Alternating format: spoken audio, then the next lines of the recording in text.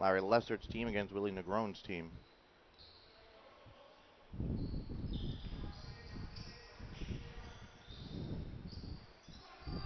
Mar Irving, and the pass over to Jason Montalvo is good. And it's a 2-0 lead for Team France.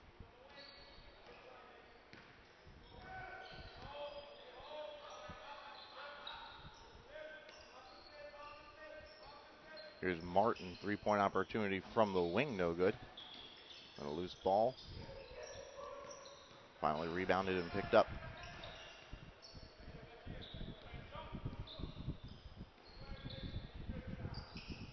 Another three for Martin from the wing is good.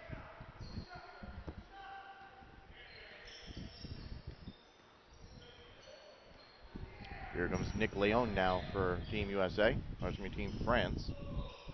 Loses his hand on it. Back to Irving. Layup is up and in. Now it's a 4-3 contest. Slowing it down, throws the ball away.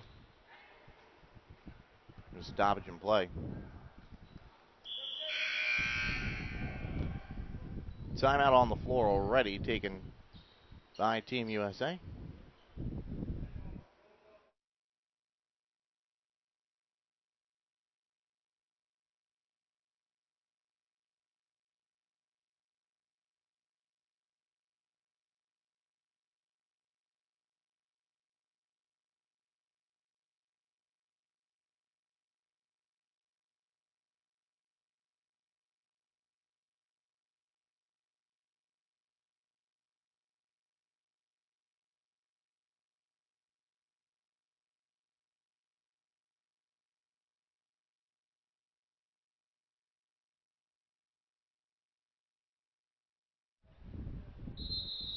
Well, it's a timeout by Larry Lessett's team.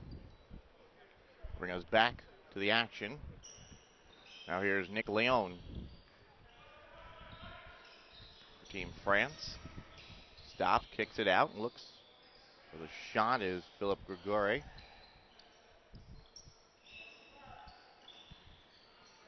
Gets his pocket picked and a steal. Here's Paul Scotland, picks it out, shot up in the air.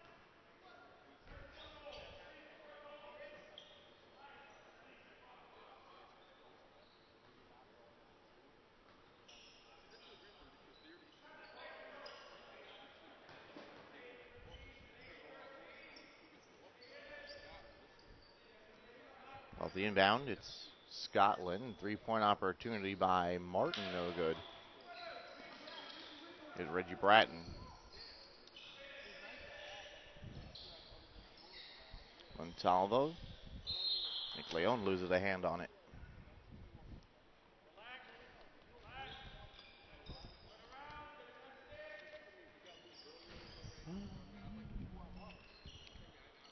Three-point opportunity, no good.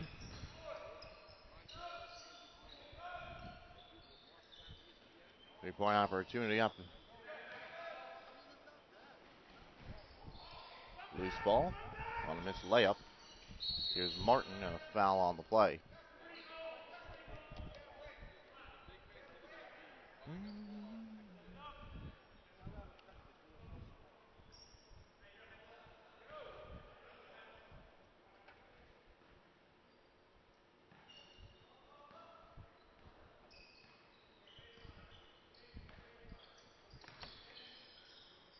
Here's Martin, three-point opportunity is good. Sam Martin getting his shots off here in our contest.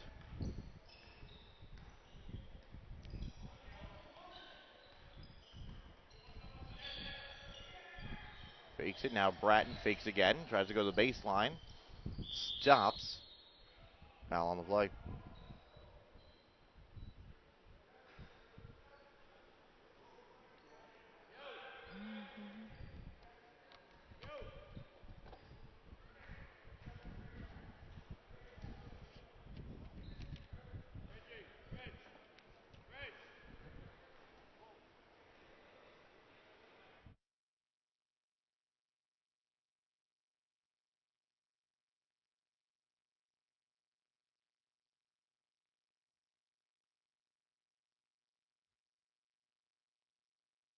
Welcome back here once again, Blacktop Management Showcase, and now we're being joined by the head coach of the Canadian NBL's Summerside Storm, Joe Salerno. Coach, good to see you again. We spoke last year, and things went really well for your team this last season. They did. We had a great second season up there. Actually, a great second season for the NBL Canada. Mm-hmm. So, very pleased with it. You come away with a co-coach of the year award. Did you ever think, after your first year that would happen? No, we struggled that first season, but fortunately we were able to spend a little more time last summer recruiting, as I'm doing this weekend, and we're just able to put together a really talented roster, a good group of guys. We had good chemistry, and it was an honor to get Coach of the Year. Michael Ray Richardson, he's won an awful lot of titles, so it was good. I was very pleased with it. I mean, just looking at your roster. One name stepped out. I'm sure you know who everyone's talking about. That would be Josiah Turner, who played over at Arizona. And, what was it like coaching a player with that kind of caliber? I'm sure within the history of the league, they've had big-time players, but someone to come from Arizona, and, even though he had, some incidents in the NCAA that had him leave Arizona, what was it like coaching a player like that? It was a pleasure coaching Josiah, and he has a bit of a checkered past. Josiah was a young kid coming to Arizona who was, I think he was ranked number 2 point guard in the entire country coming out of high school. He was projected to be a lottery pick, after his freshman year at Arizona, and, things didn't work out. I think he had a lot of pressure. I don't think he had a whole lot of direction. But, I didn't have that kid. I had a completely different player. He is by far the most talented basketball player I've ever been around, I've ever coached. So, it was good, and he certainly helped our team. We were actually thinking that he was going to be a late second-round pick in the draft this year. Unfortunately, it didn't happen that way, so hopefully we're going to see him out in Vegas on a summer league team next week. Now, obviously, that hurts your team, because if he doesn't come back, then you lose that type of player. But as a coach, I'm sure as you said, you've kind of helped him guide. Would that be something that you'd say, hey, I took a player and I kind of helped him kind of go to the next level? Yeah, but for me, it's really just about him doing well. So. Would we love to have Josiah back? Of course we would. But Josiah is a guy who should be making six figures somewhere, should be playing top-level basketball, whether that's the NBA or some of the top leagues in Europe. And, he just turned 21 2 days ago. He was the youngest guy in our league by 3 or 4 years. Josiah Turner will definitely see time in the NBA at some point. And I hope he does, and I hope I was a part of bringing him along, but again, he's a good kid. I just want to see him do well. Remember last year we talked about the league and how it was just kind of, just kind of developing and all, and, you see London had a big season. But then at the bottom, you look at a team like Montreal only picked up 2 wins. Is that a franchise? I know you're a coach of a team, of another franchise, so it's kind of hard to talk about some other teams, but is that a franchise that's really developing and trying to make their niche in their city? Well, Montreal was kind of an interesting case. They were kind of a late addition to the league. When Quebec, unfortunately, didn't come back for a second year. So, they were kind of put together. I do know you'll see a much better Montreal Jazz team this season. I believe they're talking with new investors to have a new ownership group. So, other than Montreal, our league was extremely balanced. It was extremely competitive. It was really up for grabs this year, So, I expect the league to continue to get better. We added 2 new franchises, one in Ottawa and one in Brampton, Ontario. I know the league is very confident in those ownership groups, and this should be a great season. I'm looking forward to year 3. I remember after we talked last year, I ended up going up to, with the team I work for, going up to Canada for a summer, exposure tour with an NCAA team, and just in the city of Ottawa, they really embraced it. Whether it was Ottawa University or Carleton or some of those other schools up there.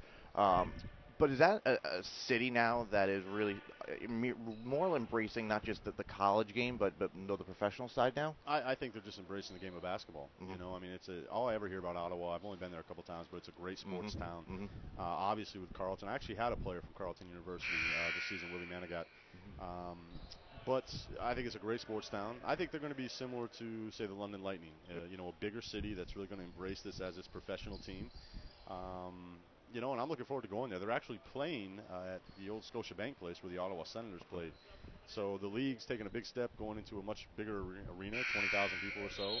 So it should be exciting. It's exciting for the league. Looking at, you look at some of the cities in your league, obviously London and Windsor and St. John's, and some of these are more, as we said last year, like those hockey cities. Has your city of Summerside really kind of taken on your team? They've completely embraced our team. It's interesting. We are by far the smallest market in the league. But it allows our fans to be a little closer to the players. You know, they're very involved. Our fans know a lot of our players on a first-name basis, which might not be the case in a bigger city like London or Ottawa. But you know, we have great fans. We have one of the best arenas in the league without question. It's a great atmosphere to play in. So you know, it's a great place to play, and I'm proud to be part of it. Look at your roster from last season. Obviously, as you said, you're here recruiting, and then that's what most coaches will do. You'll have, as we see here, the NBL Canada is going to have their tryouts and their draft coming up soon as well in August. But what kind of American players are you looking to bring over? Most of your team, just looking at your roster, has all but two Canadians on their roster. But what kind of a player are you looking to bring? Do you like those American players? You coached over in Vermont for some time before you went up to Canada. Is that the style of play you like? Yeah, I mean, I think the league as a whole. I mean, it's you know, you have to carry a minimum of 3 Canadian players. So, you know, 75, 80% of our rosters are guys from the States. You know, I feel that they are the best basketball players in the world come from the United States. Mm-hmm. So, you know, it is almost, you know, a U.S. league up there, and they're slowly expanding to more Canadian players. I think down the road you could see our league go to a minimum of 4 to 5 Canadians potentially. But I think we're helping grow the game, and you know, a startup league needs to put fans in the seats, and they want to see the best basketball possible. So I think the league has done a great job, you know, mandating that, you know, you can carry up to 9 imports. So, you know, but I'm here looking for guys that are athletic, guys that have played, you know, some high-level Division I basketball, which Jan has done a great job and has here again this weekend, you know. So it's exciting. It's exciting to see some potential new players that you should bring to training camp and potentially make your roster for this season. Just looking at your roster right now, and you know, it's funny when it gets like that free agent time. And those players you had, or as it says here on your depth chart, you had Josiah Turner as the power forward at times at the 6'3". They've got him listed here playing for you guys. That's a Eurobasket mistake.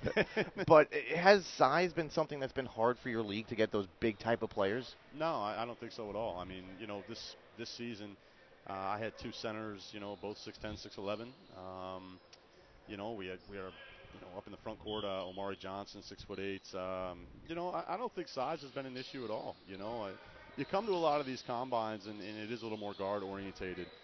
Just in numbers, you know, there's more guards out there. So it's a little tougher to find the big guys, but I thought our league had good size. You know, we were one of the bigger teams in the league, but you know, we just need athletic guys. You know, athletic guys. If you're a 6'4", 6'5", 6'6", you got to be playing in the right system. But you know, you'll fit our league. But there are some big fellas up there. What's the pitch, I guess, that the league's kind of using to kind of get the U.S. players to come play up in Canada and you know, maybe to them, you know, non-traditional markets. For the Canadian players, it's maybe more of a traditional market because of, you know, the other sports that are played in the country. But you know, if you're talking to a guy here and you say I coach up in Summerside, they're probably looking at you like, well, where's that? What's the pitch, I guess, if you guys have been using in your league? You know, what I try to tell players, especially young players that are just coming out of college, you know, everybody wants to go overseas. You know, everybody wants to go overseas or get that NBA contract. We're a league that has, you know, most of the time, 9 American players on a roster. So you're going to play against probably the highest competition, highest level of basketball you can play that isn't the NBA D-League. Mm-hmm. You know, or you'll be going overseas and playing against 2 or 3 other imports on a team. So that's a really big sell for us. You know, salary-wise, we're extremely competitive with the NBA D-League. Actually, I think overall we're a little bit better than them. Mm-hmm. But I think it's really playing in a professional setting, playing in professional arenas. We've had quite a few NBA players come through our league over the last 2 seasons. We've had a lot of NBA D-League guys. And I think just the word basketball in Canada, they're coming together a little more. You know, Bennett being drafted number 1 overall, and the Wiggins kid at Kansas now. People hear basketball, they hear Canada, and it seems a little more familiar. So for us, it's a professional setting, you know, a decent salary, and of course, to me, it's the highest level of competition that you may find in your first or second year playing pro basketball. I mean, that was going to be the next question to bring up. Obviously, Canada going 1 this year and possibly next year 2. And do you think that maybe hurts your league at all, where they don't keep the players, or is the league happy that they're getting the best players to the best league in basketball? I think I don't think it hurts our league at all. Mm-hmm. You know, I don't think we're at the point, you know, not yet to be signing the best players in Canada, the guys who are you know, making rosters in the NBA. Mm-hmm. I think it helps our league. Like I said, you know, if I come here today and you know, I meet a new player, you know, and I say, oh, we're in Canada. Well, you know what? He probably just heard an awful lot of, you know, about Canada with Bennett being the number 1 overall pick. So I think it helps our league. You know, I think eventually down the road, we will start seeing some of those high-end players. Obviously, when the salaries get up there a little higher, it's going to be a great possibility because guys would like to stay home. They take a lot of pride in playing in their hometown and their home country, and I think Canada basketball is on the uprise, and it's definitely going in the right direction. We see our game right now, 18-16 in favor of USA. I was wondering, I guess, before I let you go back and scout some of your players, though, with it only being what was last year an 18 team, now being a 10-team team, does the league, I guess, as coaches and general managers, you guys talking vision of going out west ever? Yeah, no, it's certainly been a topic of conversation. I know the league would like to expand west, without question. It is the National Basketball League of Canada. But as it is right now, you look at us in Prince Edward Island. We're out there pretty far east, and we're traveling to Windsor, Ontario. It's expensive. It's expensive to make that travel cross country. But again, I think the league is heading in the right direction. More fans are coming in, higher ticket sales, more revenue coming into the teams, and that's going to be possible. I don't know if it's for certain, and I probably shouldn't be talking about it yet, but I have heard that the league is starting to possibly bring some exhibition games heading out West Canada. I've heard Calgary potentially in the next year or two, and just kind of feeling out that market and see what our product can do out there. So, I really think this league is going to continue to expand. I think they're doing a great job finding the right franchises with the right ownership groups that can handle a team. And, I see us expanding, in the next 2 to 3 years without question. I mean, I remember back in '95 when Vancouver Grizzlies came into the NBA, and everyone said how great that was. And for a couple of years, it worked for a little bit. If they maybe took another guy instead of him, and they may still be there and not in Memphis. But a city like that, and even if the league just makes a West Coast team, West Coast league and an East kind of thing, I think the sport of basketball is becoming more and more popular. We're seeing Team Canada even with the national team, they're starting to get a little bit better, and some of the players that have come from there, and Steve Nash when he retires, if he helps out Team Canada and stuff like that. But as a whole, and you're on the East Coast, but do you hear a lot of people talking from the other, or people come to your games that are from the West Coast that are really starting to embrace the game? Well, I think you follow on Twitter and you follow on Facebook and comments to the NBL Canada, and people want to see expansion out west. Again, having the quality of players that our league has and the product we're able to put on the floor, I've heard a lot of interest about people wanting teams out west, and I think we're going to head out that way soon. I certainly hope so. Has the league, actually, this question last year, and it was kind of still early in the league, has the league kind of opened up with their media, getting more exposure to the league, or is that something they're starting to do slowly? No, I think so. I mean, we actually had quite a few televised games this year through Eastlink. I know one priority for the league in the very near future is to sign a major TV contract to be covered nationally, which could also stir up some more interest out west. Again, I think the whole model of this was really trying to become, what the CFL is to the NFL. The NBL, being basically like the NBA of Canada. So I think once we can sign a major TV deal, I think you'll start seeing expansion. But I do know that is a high priority of theirs. But, as far as media, actually our team, we had a great piece covered on a television show called 16 by 9, which is basically the 60 Minutes of Canada, nationally televised news broadcast. They did a 10-minute feature on our team. I've been in the airport in Toronto, and people have walked up to us and said, "Oh, you're the Summerside Storm. Where are you playing tonight?" So I think the buzz is definitely getting out there. I think the league's doing a great job, and I think this is going to be a great place to play for years to come. So I guess Team Canada in general is hoping Andrew Wiggins becomes a Doug Flutie to the U.S. now. Like having someone that has a name recognition that jersey sales will be up, and people will be recognizing more of Canada just by the player. I haven't heard as much hype about a high school player coming out since LeBron James, and him being from Canada, being from Ontario. It is going to be huge for basketball in Canada, and especially with Bennett going #1 this year. I think no question, back-to-back first-round overall picks, and it's great for the game, and certainly he's become a household name in both the States and in Canada. So last one before I let you go back and just scout, all these players here today, what's the exact kind of player that at this point you feel like your team needs to pick up?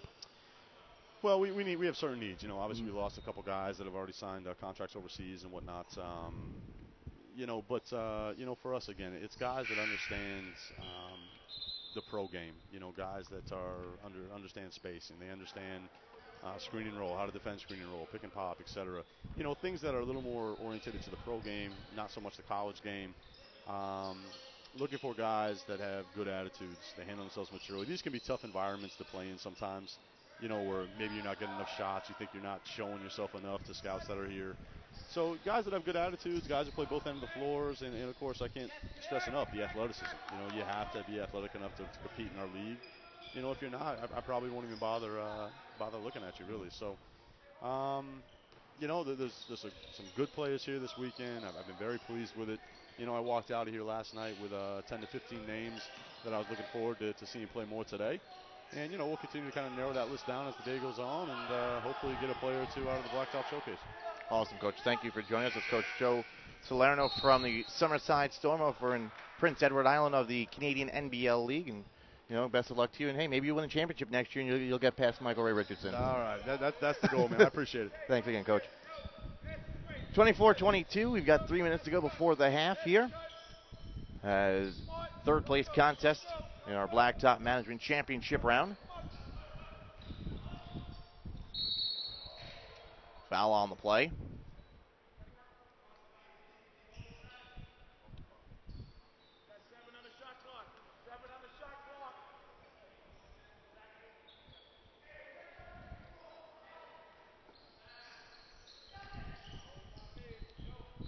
Ball goes out of bounds.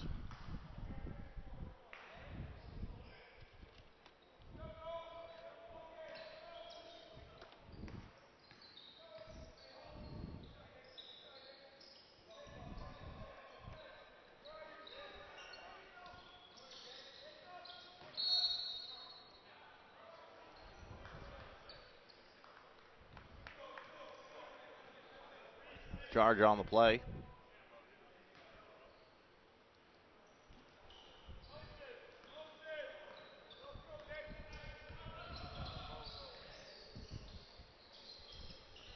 Nice backdoor cut to Jason Montalvo.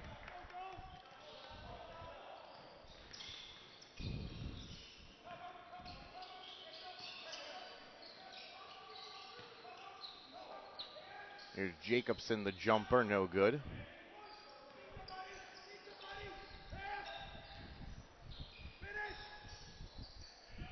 Blocked by Jacobson. We're going to move the offense now once again. Layup is good for Gerald Colts.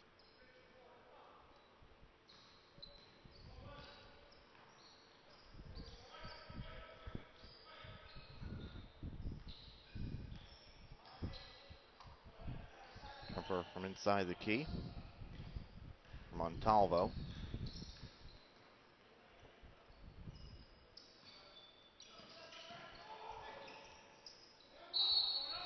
Foul on the play. Minute to go in the second.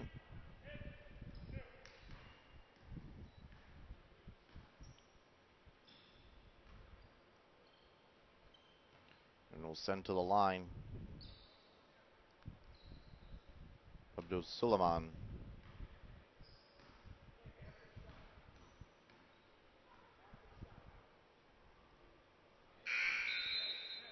Free throw is good.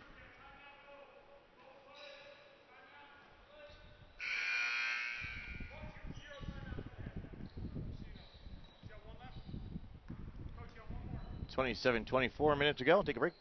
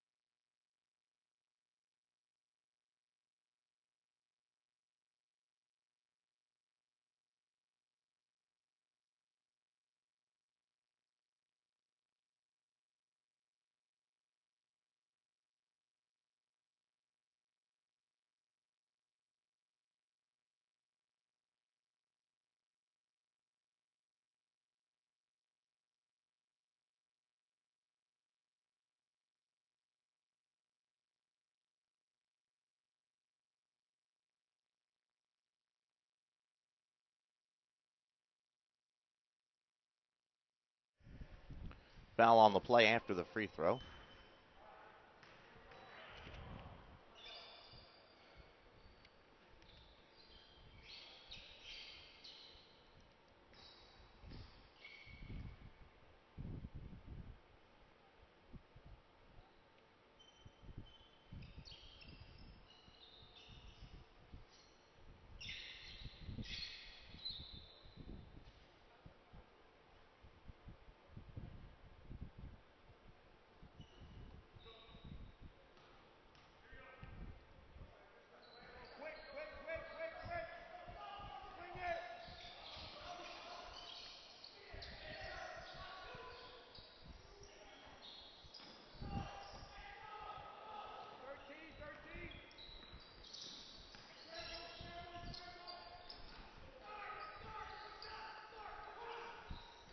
Forty seconds to go in the half.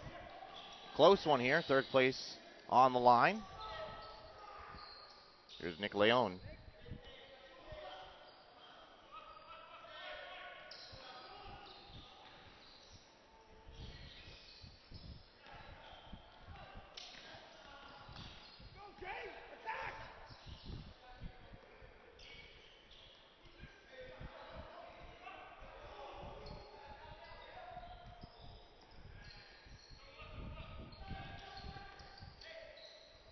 Inside, loose ball, turnover.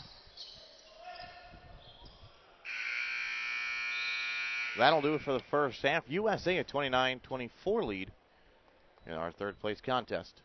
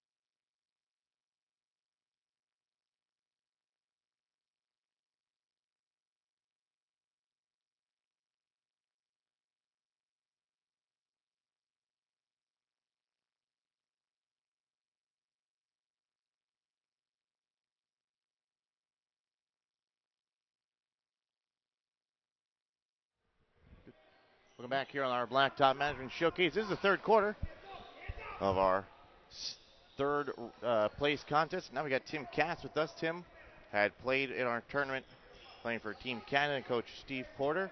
Tim, you had a good tournament here so far. You got one more to go, and just talk to us how things, how you really feel things have gone for you lately. I think things have been kind of tough because we have a very talented team.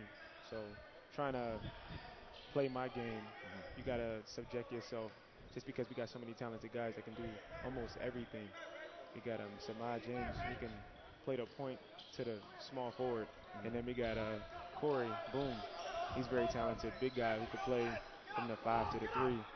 And our point guards are extremely talented. So I'm kind of fit in the middle of everybody else. But I'm just doing what I have to do to make the team better. So looking at your resume, you played in junior college and you played in a lot of exposure camps right now. What's where are you looking to go? Obviously, you want to go play professional, but going through all these exposure camps, I'm sure it's got to be tough for a player who didn't play Division I ball and was in the JUCO ranks. Is that something you feel that you've had to work hard just to get into? Yeah, the road has been extremely tough. The exposure camps, they look at my game and they see that I can play, but they see that I also didn't go to a four-year school that has a very good name. I played in the minor leagues, the APBL this past season, finished top in scoring, number 10 in scoring. So it's no doubt that I can't play. It's just the name of the school that I went to that's holding me back, I think. That's the question, I'm sure, and we'll talk about it if you want to talk about it. But the general managers will ask, and I've gone through these with some players before. Why? Like, what happened? That question they always ask. What happened, and are you feeling that just because you played there that doesn't show what kind of a ball player you are? Is that something you're going to tell them, like, hey, no matter where I played, I'm still a basketball player. I'm a good ball player. Yeah, at the end of the day, I feel as though it's more than just where you went to play basketball, because a lot of guys, they go to big time schools and their numbers aren't amazing. However, they can still play because their teams that they had where they went just have been extremely talented, and they couldn't just put the numbers that they could put up at the school. You played with the Jersey Pros, and you finished out the season with the Jersey Bullets. What was it like playing for those two teams? I only played one game with the New Jersey Bullets, and then I stuck it out with the North Jersey Pros. The North Jersey Pros was a good experience. I was coming an hour and a half away just for practice and for the games and whatever, and I really fit myself in pretty good with the team. So. It says here you also played with Enterprise of the EBA. That's another one of those EBA teams. But is your game, are you something that you like playing in the U.S. or you at this point in your career you said, what, I'm ready to make that leap somewhere? I actually I thought that I was ready years ago, but these minor league teams have molded my game and helped me grow. I want to go to Europe, anywhere overseas right now, just to get my feet in the door, because I feel as though I can play at that level. So right now the options are open for wherever, anybody. I'm looking at your scouting report here. Obviously you're an all-around player, and that's one of the things you definitely brought to your team, where you said you've played with some guys that have some really big resumes and play overseas and all. But are you okay playing that kind of like that role player, that glue guy kind of role, or do you feel that you can maybe be suited out just having somebody give you the opportunity, whether it's a team that's not a team that's in like the lower part of the standings, to give you a spot to be the number one guy? Well, honestly, I think I can shine with major guys around me like we have on our team today.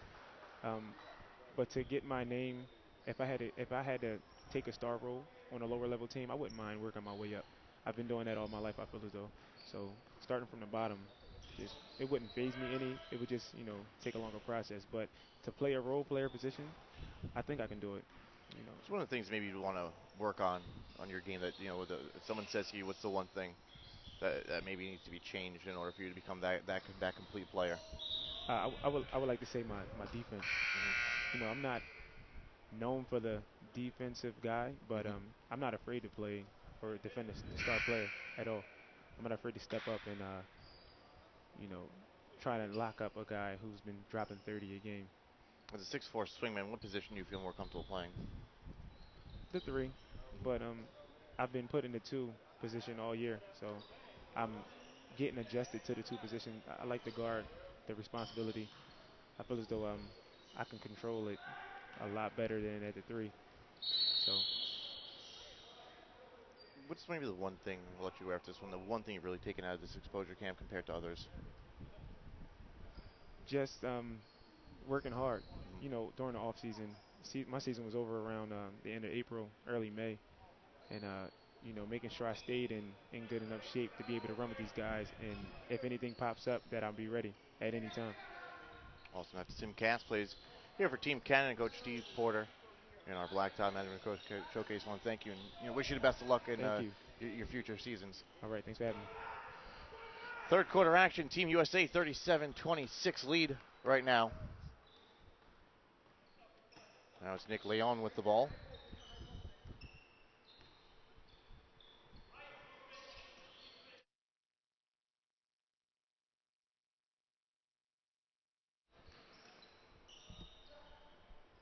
Three-point opportunity, no good by Montalvo. Looking to move it up. Goes up and under on the layup is good.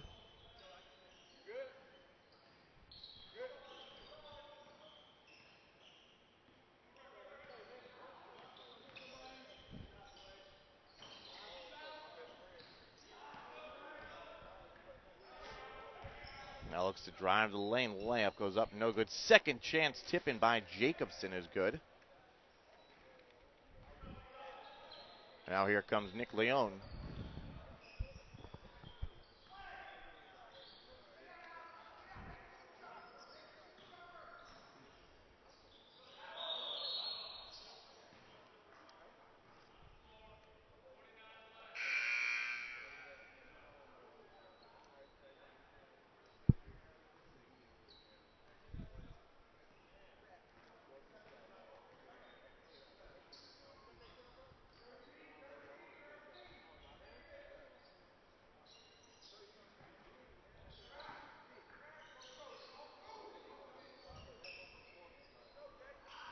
Trying to find a backdoor cut.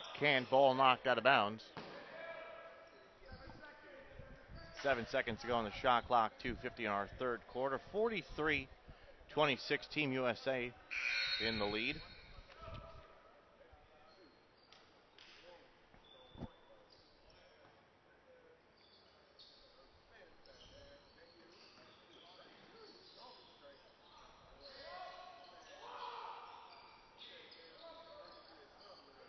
Layup is good.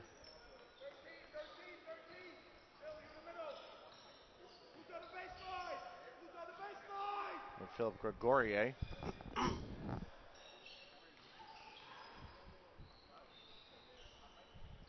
Now loose ball, rebound, pulled down.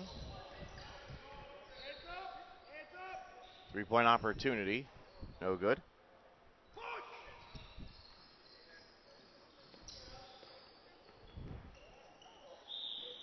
Kamar Irving.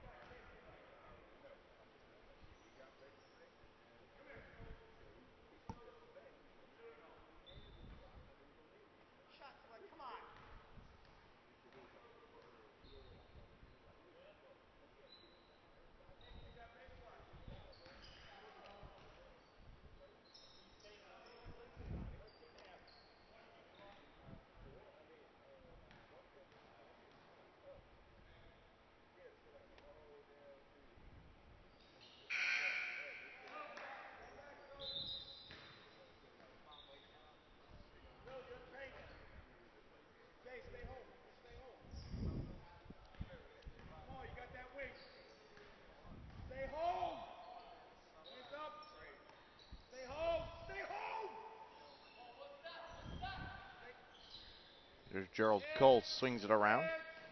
Now Scotland loses it, regained it to Colts. 3-pointer looks to have been blocked. Loose ball. Here's Leon.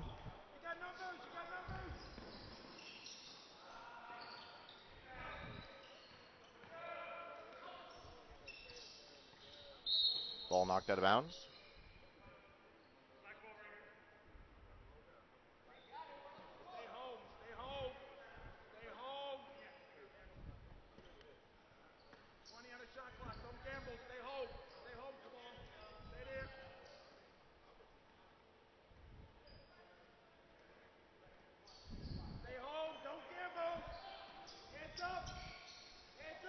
Kicks it out, three-point opportunity by Suleiman, no good. Loose ball. We've played three. It's a 13-point lead for Team USA in the third place game. Take a break and we'll be back.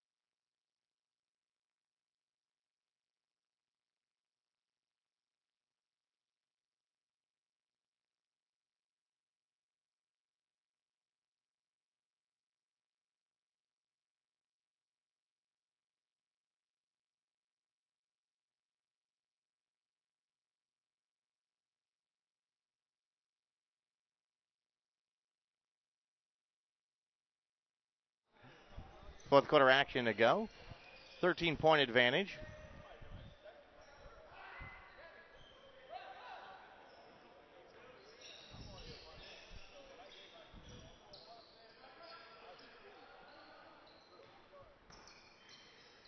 Now Reggie Bratton.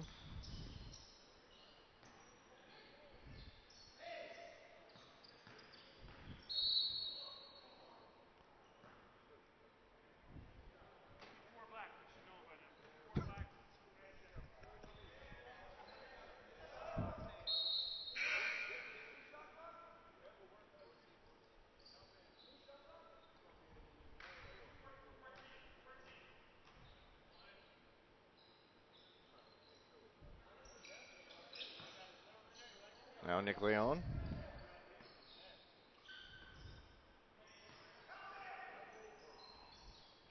Loose ball, Reggie Bratton, shot no good.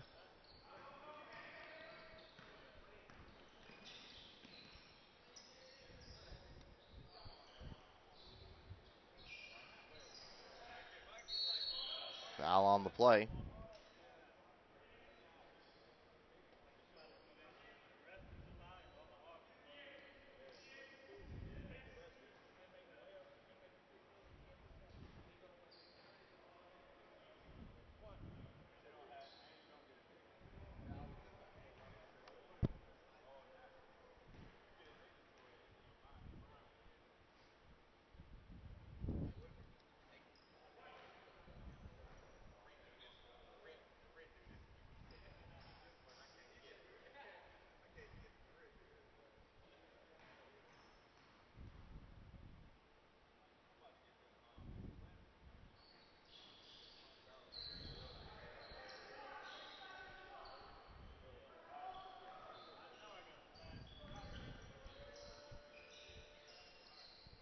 Under 8 minutes to go.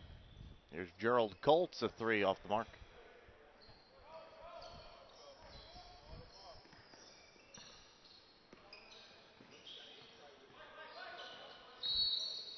Foul on the play.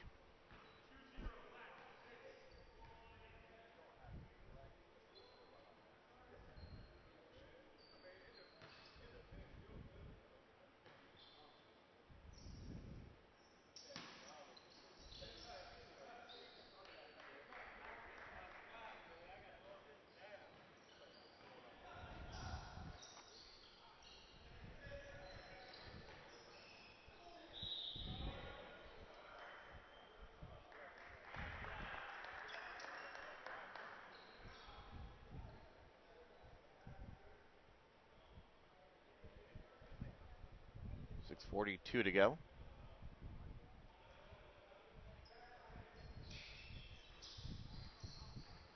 Team USA with a 12-point advantage.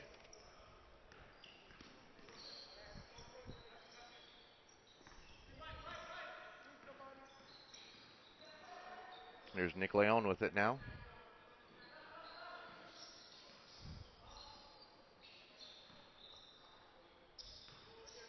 Drives the lane, shot off the glass is good.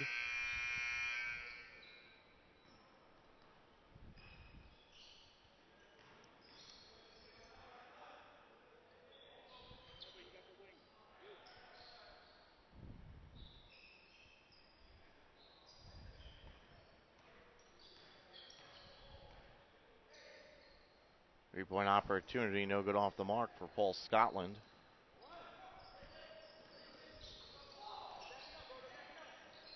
Leone now with 3 of his own is no good. Moving the opposite way again.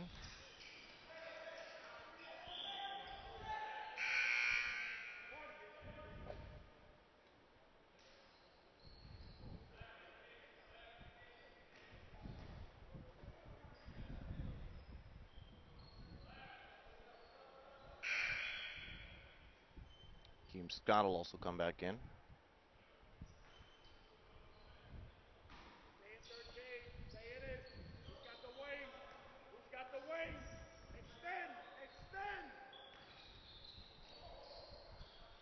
Three-point opportunity is good.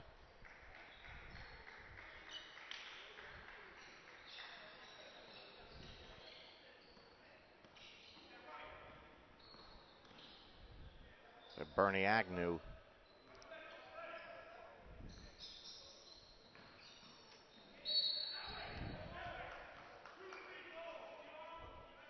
Charge on the play.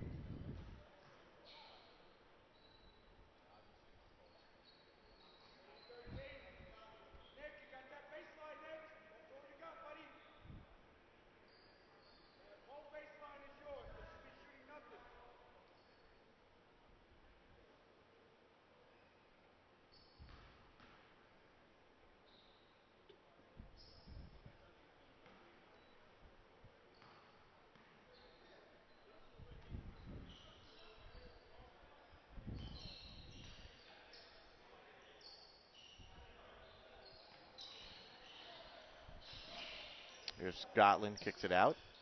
Three-pointer for Agnew is no good.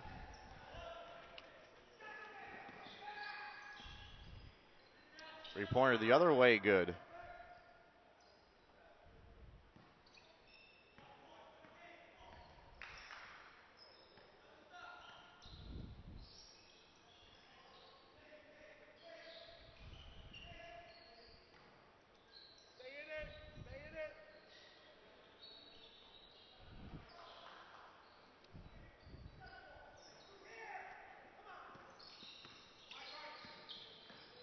Bernie Agnew out of Columbus State.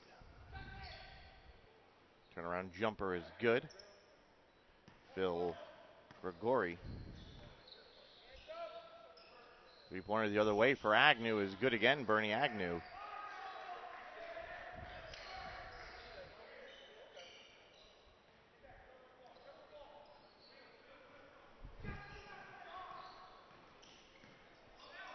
Here's Leone. And the jumper is good. Juwan Davis.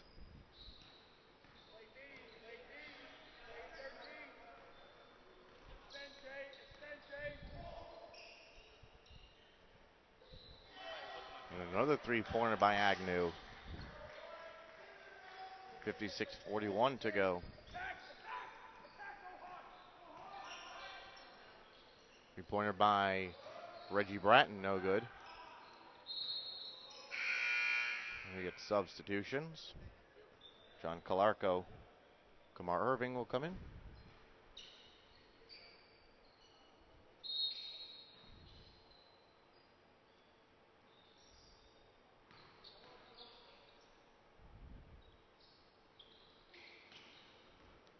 Now looking to move up the offense is Akeem Scott. Slows it down.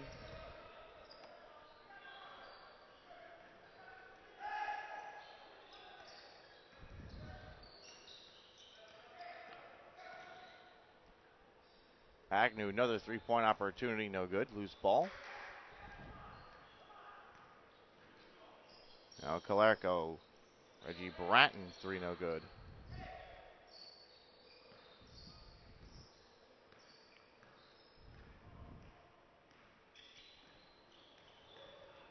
Akeem Scott kicks it out.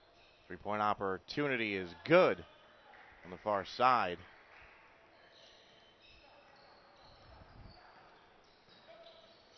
Mike Smith.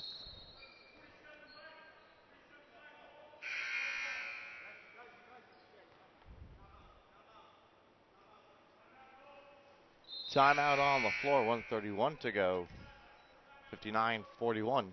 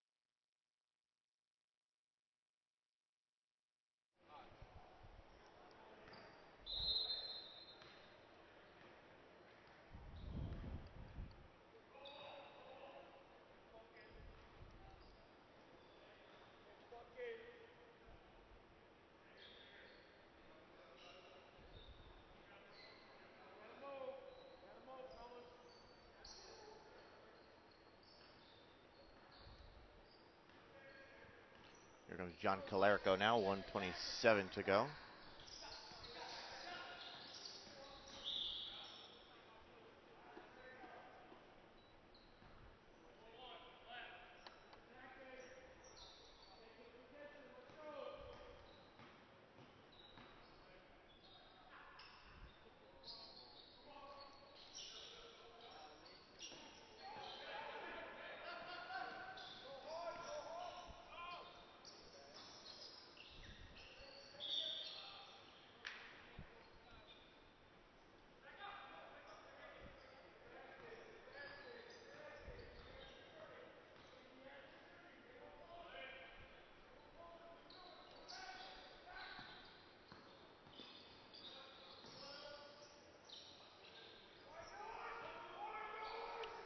Got a good layup by Kamar Irving at the minute mark.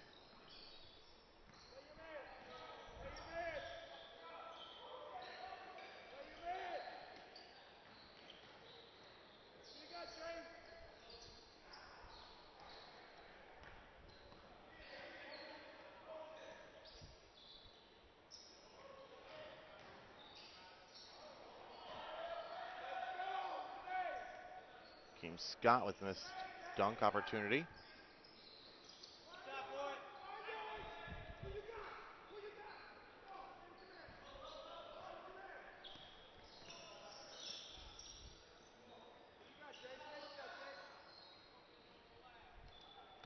Layup is good for Scott.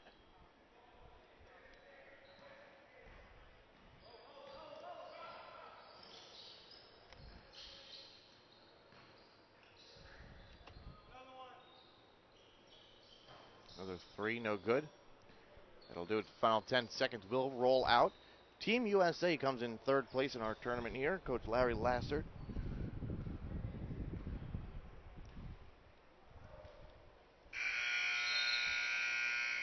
That'll finalize our game. Our next game's our final one here. Team Germany against Team Canada for our championship game.